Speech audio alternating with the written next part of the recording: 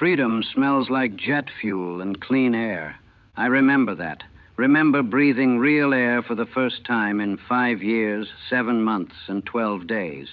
Not the stench of that cell, not the smell of rot and mold and human waste, not the smell of fear and pain and slow dying, just air, clean, fresh, beautiful air. They opened the cell door on February 12th, 1973. I remember because I'd been counting days, scratching marks on the wall when they weren't looking. 2,059 days. 2,059 days of being buried alive in Hoa Lo Prison, the Hanoi Hilton. That's what we called it. Dark humor. The only kind of humor that made sense in a place like that. My name is Colonel Richard Brennan. I was a Navy pilot, flying F-4 Phantoms off the USS Constellation. Got shot down December 2nd, 1967, over Than Hoa Province. Ejected, landed in a rice paddy. Captured within an hour. And spent the next 5 years, 7 months, and 12 days in hell. I'm 48 years old now. Been home 7 years. Got a desk job at the Pentagon. Got a wife who stayed faithful. Not all of us were that lucky. Got 3 kids who grew up while I was gone. My youngest was 2 when I left. She was 8 when I came back. Didn't recognize me. Called me sir like I was a stranger. Guess I was. The man who came back from Hanoi wasn't the same man who got shot down. That man died in that cell. What walked out was something else, something that survived but didn't really live. 7 years since they opened that door. 7 years of trying to be normal, trying to be a husband, a father, a functioning human being. But I'm still in that cell. Part of me never left, never will leave. The interviewer keeps asking me to describe the moment of freedom, the joy, the relief, the celebration. He wants the triumphant story, the Hollywood ending. The American hero returns home to ticker tape parades and happily ever after.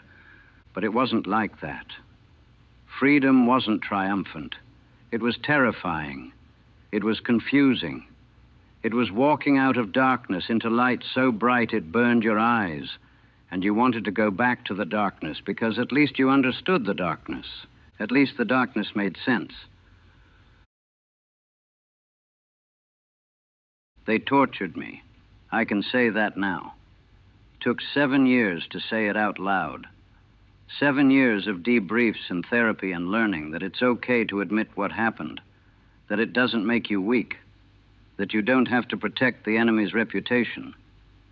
They tortured me for months, for information, for propaganda, for confession, for their amusement, for no reason at all except that they could. They called it the rope trick. Tied your arms behind your back, cinched them up between your shoulder blades until your shoulders dislocated. Then they'd leave you like that. Hours, sometimes days, until you told them what they wanted to hear or passed out or went insane. They broke my left arm twice, my right shoulder, 3 ribs, dislocated both shoulders so many times they don't work right anymore. Can't raise my arms above my head. Can't throw a ball with my kids. Can't do a lot of things normal people do. Small price to pay for freedom, right? That's what they tell me. That's what I'm supposed to say. But the physical damage wasn't the worst part. Bodies heal. Bones mend. Pain fades. The isolation was worse. The cell was maybe 6 feet by 8 feet. Concrete. 1 small barred window up high. Bucket in the corner for waste. Concrete slab for a bed. Nothing else. Just you and the walls and the darkness and the silence. Except when it wasn't silent. When they were interrogating someone. When you could hear the screaming through the walls. When you knew what they were doing because they'd done it to you. When you had to lie there and listen and know you couldn't help. Couldn't do anything. Could only wait for your turn to come again. We developed a tap code. Communication through the walls. Prison-wide communication network. Simple code, 5 by 5 matrix. Each letter had 2 numbers. You'd tap it out and someone would tap back. That code saved my life, saved all our lives, kept us connected, kept us sane, or as sane as you could be in a place like that. We'd tap names, status updates, news if anyone heard anything, jokes sometimes, prayers, the Pledge of Allegiance on the 4th of July, Christmas carols in December. We'd tap GBU, God bless you. GN, good night. GB, God bless. Simple messages, but they meant everything. They meant you weren't alone, that someone else was surviving, that you could survive too. Commander Stockdale was our senior ranking officer. He organized us, gave us structure, purpose, ordered us to resist, to maintain discipline, to survive with honor. He was in a cell not far from mine. We'd tap sometimes. He'd tell me to hang on, that rescue was coming, that America hadn't forgotten us. I believed him, had to believe him. Because the alternative, that we'd been abandoned, that we'd die in those cells, that no one was coming, that was unthinkable. So I hung on, day after day, month after month, year after year, 2,059 days of hanging on.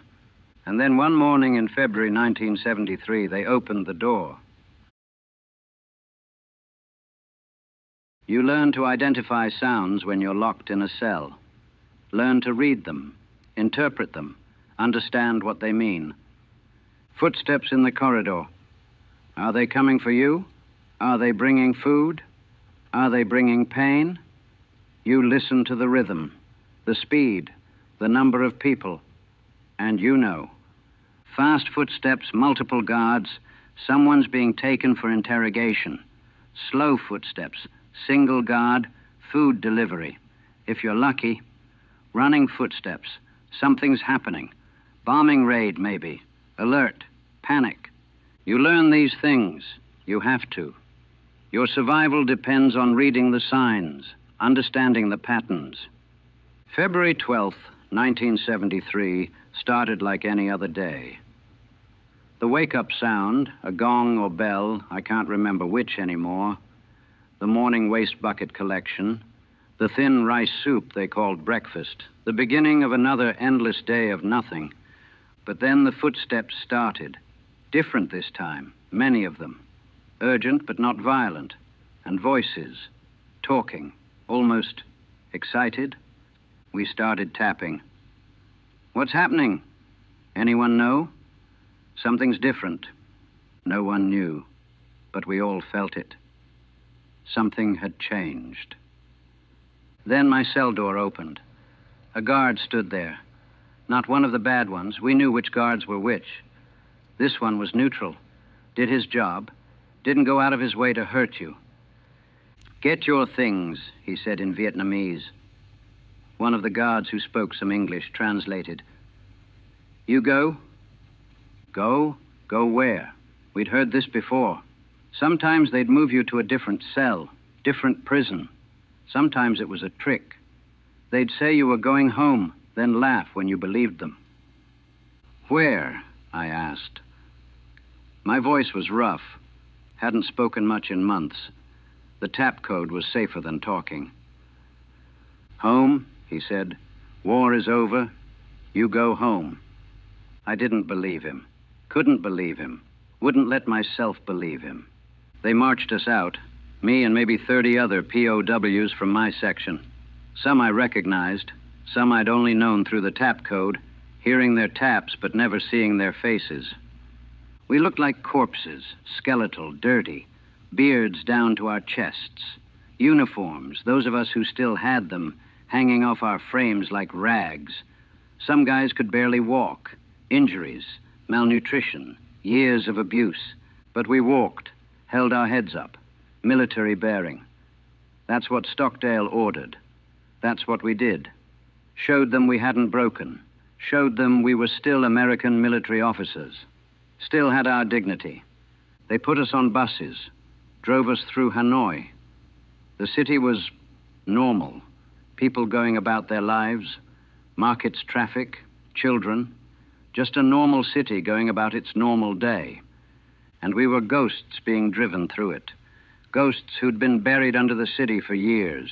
Ghosts who thought they'd died down there but somehow hadn't. Somehow had survived.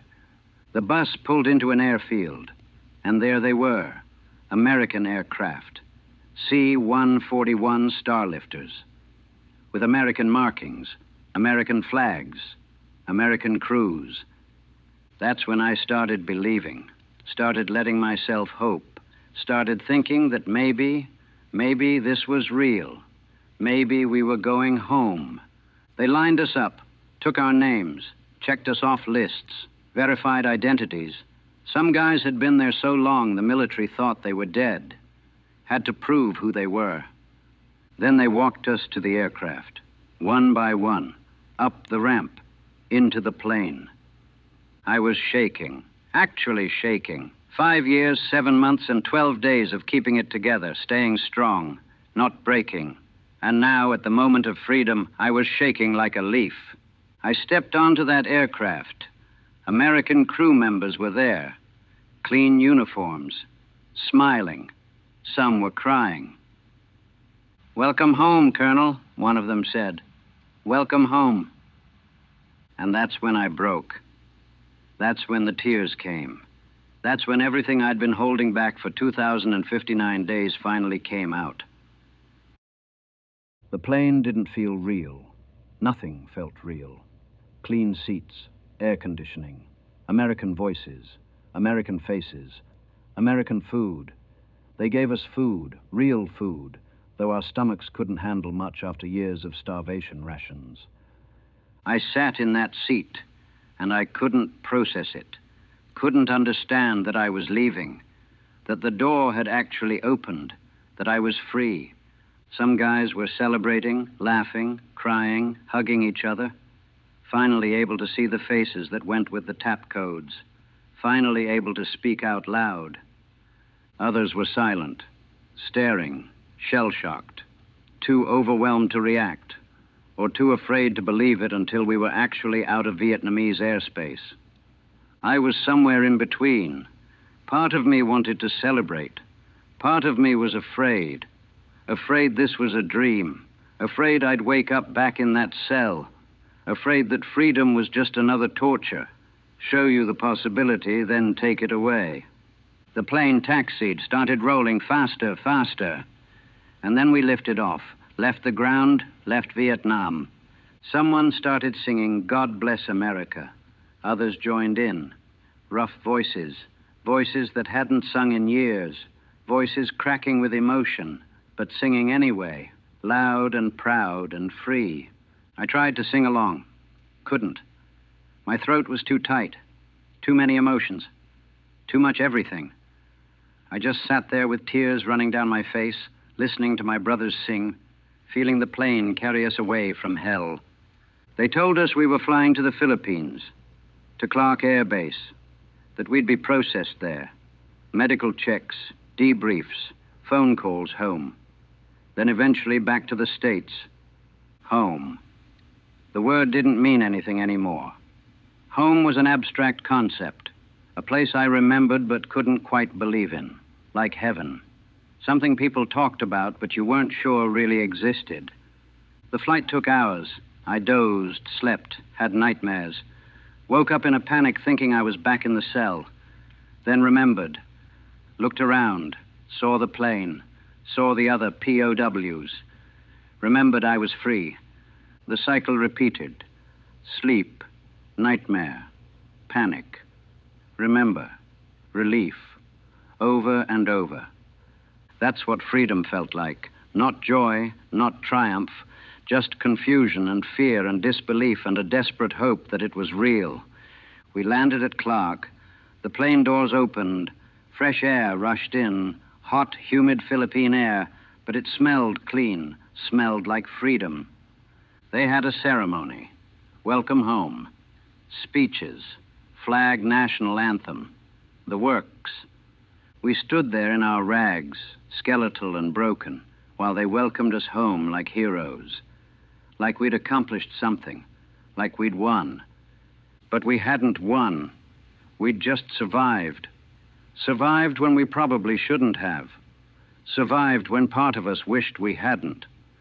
Survived and now had to figure out what to do with survival. Had to figure out how to be free after learning to be a prisoner.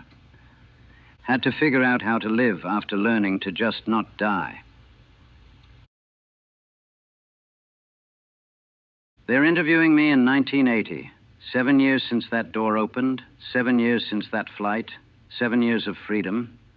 People expect you to be grateful, to be happy, to celebrate your freedom every day, to live life to the fullest because you got a second chance. And I am grateful. I am.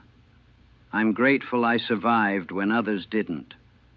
Grateful I came home when some never will. Some guys died in those cells, died alone in the dark, and their families still don't know what happened to them.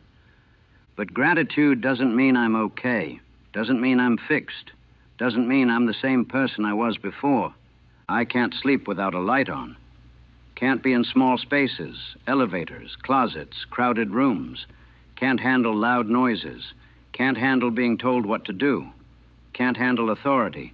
Can't handle a lot of things normal people take for granted. My wife tries to understand. She really does. She waited for me.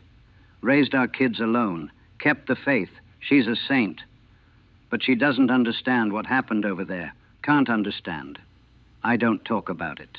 Can't talk about it. How do you explain being tortured? How do you describe living in a 6-by-8 cell for 5 years? How do you convey what it's like to lose track of who you are, to forget what freedom feels like, to become nothing but a number waiting to die? You can't, so you don't try. You just smile and say you're fine and push it down deep where no one can see it. But it's there. Always there. The cell is still with me. I'm still in it, in a way. Still counting days. Still listening for footsteps. Still waiting for the door to close and lock and trap me again. My youngest daughter, the one who was 2 when I left, she's 15 now. Teenager. Doesn't know what to make of me. I'm a stranger who lives in her house. A man who looks like he should be her father but doesn't act like it, doesn't know how to act like it. I missed her childhood, missed all their childhoods, missed birthdays and Christmases and first days of school and everything that matters. Was locked in a cell while my kids grew up.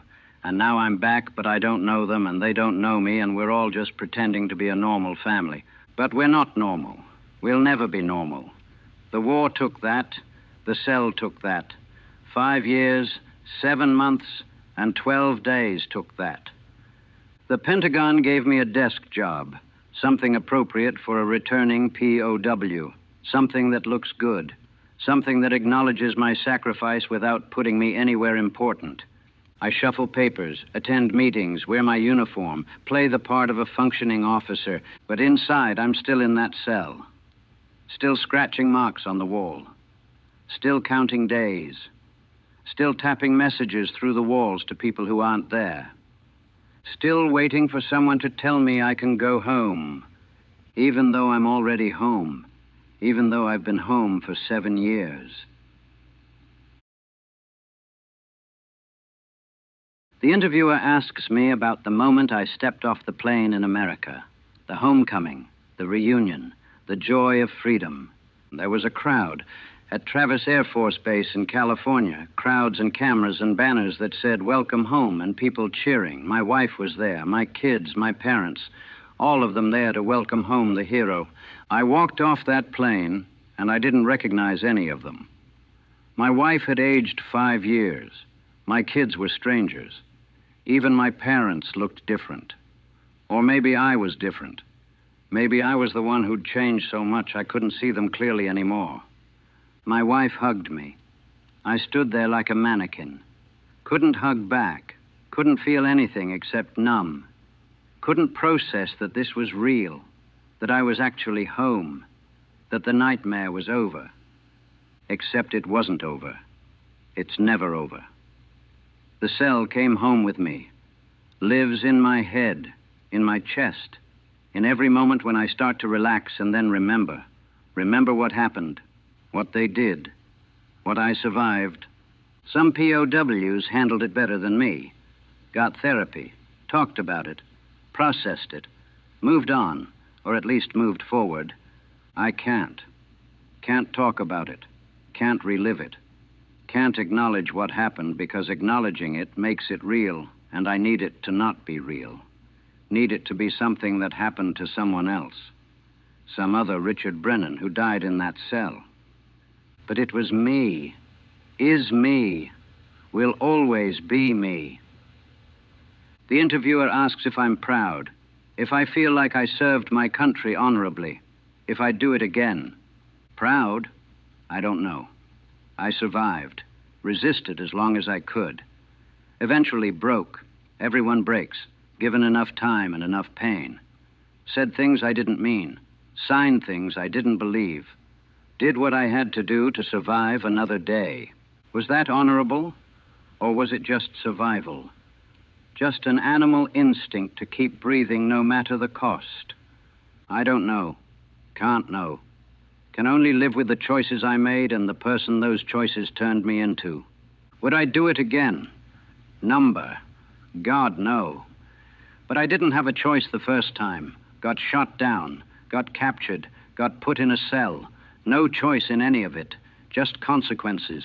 Just surviving consequences. The interviewer asks what I want people to know. What I want Americans to understand about POWs. About what we went through. I want them to know that we didn't come home. Not really. Our bodies came back. But part of us is still there. Still in those cells. Still being tortured. Still counting days. Still waiting for a door to open that might never open. I want them to know that freedom isn't simple. That walking out of a cell doesn't mean you're free. That you can be home and still be imprisoned. That liberation from physical captivity doesn't mean liberation from mental captivity. I want them to know that some of us are still prisoners. We'll always be prisoners. The war ended 7 years ago, but we're still fighting it, still surviving it, still trying to find a way out of cells that exist only in our minds. Freedom smells like jet fuel and clean air, but it also tastes like guilt. Guilt that you survived when others didn't. Guilt that you broke when you swore you wouldn't. Guilt that you're alive and free and still can't be happy about it. They opened the door on February 12th, 1973, 2,059 days after they closed it. 2,059 days of captivity. 7 years of freedom since then. But I'm still counting, still scratching marks on invisible walls. Still measuring time in days survived rather than days lived. The door opened, I walked out, I came home. But part of me is still in that cell, sitting in the dark, listening for footsteps, tapping messages to ghosts who tap back from their own cells, waiting for someone to tell me I'm free. Really free. Not just physically released, but mentally liberated. Not just surviving, but actually living. I'm 48 years old, been home 7 years, got a job, a family, a life. On paper, I'm fine. I'm normal. I'm functioning. But I'm not fine. I'm still a prisoner, still counting days, still in that cell. They opened the door. But the cell came with me, lives inside me, and I don't know how to get out. Don't know if I ever will. We never came home, not really.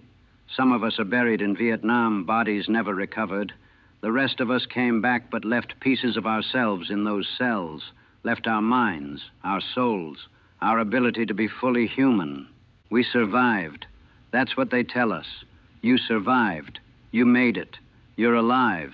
But survival isn't victory. Survival is just not dying. And sometimes not dying is the hardest thing of all. The door opened 7 years ago. I walked through it, flew home, hugged my family, went back to work, resumed my life. But I'm still in that cell, still scratching marks, still counting. 2,059 days in captivity. 2,555 days of freedom, and still counting, always counting. forever counting. Because when you spend 5 years, 7 months, and 12 days in a cell, counting is all you have. And when the door opens and they tell you you're free, you can't stop counting, can't stop measuring time, can't stop surviving. Even when survival is killing you, freedom smells like jet fuel and clean air, but it feels like drowning, like walking through a world you don't recognize anymore, like being a ghost in your own life. They opened the door. I walked out. I came home. But I never left. I'm still there. Will always be there. Forever a prisoner. Forever counting. Forever waiting for a freedom that feels real. That's what the Hanoi Hilton took from me. Not just 5 years, 7 months, and 12 days, but the rest of my life. All the days that came after. All the freedom that doesn't feel free. The door opened, but I'm still inside, looking out at a world I can't quite reach, can't quite join, can't quite believe in. Still counting, still surviving, still waiting, forever.